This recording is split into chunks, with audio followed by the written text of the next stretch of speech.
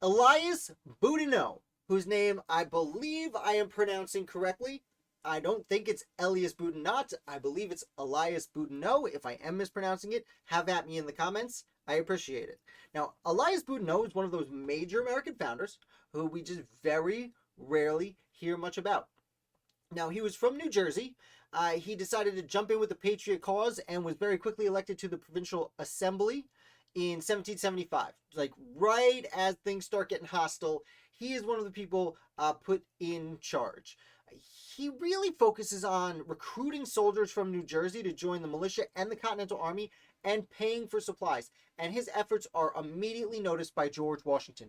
The two correspond very frequently, and Boudinot takes over as Commissary General for prisoners. Now, Commissary General for prisoners is a really interesting position. Technically a general in the Continental Army, though a very low-level general, because he doesn't lead any men. He has a team, but a very small one. And their goal is twofold.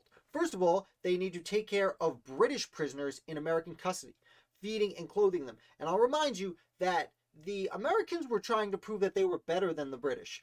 And the main way they were trying to do this was to take care of their prisoners, especially the German Hessian soldiers that were taken prisoner. They really wanted to not only convince them they were better, but they wanted them to move to America to help populate the lands they were about to win, according to them.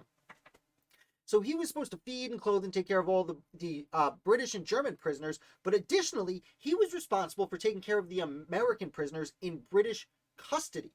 And this is fascinating because famously the British did not take very good care of their American prisoners, but Boudinot was supposed to collect supplies for the American prisoners and get it across British lines and just kind of hope that the British would give it to the prisoners, which they kind of did, but kind of didn't. Either way, a very precious circumstance that Boudinot found himself in, dealing with the British, who were the enemy, trying to help each other's soldiers. He wasn't directly involved with prisoner exchanges, but his role in taking care of all the prisoners made him very important when it came to selecting prisoners to be exchanged. So he does this for several years. But he actually resigns at a certain point because New Jersey elects him to go to the Continental Congress. And Boudinot realizes he can actually do more to help not just the prisoners, but the war itself and the new nation if he has what he sees as a higher position. Now, I will also note, most people didn't view the Continental Congress as a higher position. Once independence was declared, you see most of the big names leaving the Constitutional Convention, leaving the Continental Congress and going back to their home states where they thought they could do more work. Boudinot is one of the few who realizes he could do more work on the national stage at the Continental Congress. So he's there, and in 1782, he is elected as president of the Continental Congress. I will remind you, being president of the Continental Congress is not being president of the United States of America. You were essentially chairman overseeing the discussions of the Continental Congress. However, as president, the one honor that you were granted is it was your responsibility to sign any official documentation on behalf of the United States of America. And in 1783, on April 15th, 1783, Elias Boudinot is president of the Continental Congress when Congress ratifies the Preliminary Articles of Peace. Now, the Preliminary Articles of Peace were what John Adams, John Jay, and Ben Franklin had sent back to the United States saying, here, we've agreed to end the war. We just need you guys to sign these preliminary articles of peace. We can end all hostilities and then finally sign the Treaty of Paris. So Elias Boudinot, as president of the Continental Congress, is the one who put his signature on the preliminary articles of peace. He sent it back to Europe where the war would be ended, and he sent it over to George Washington, who days later announced the end of hostilities.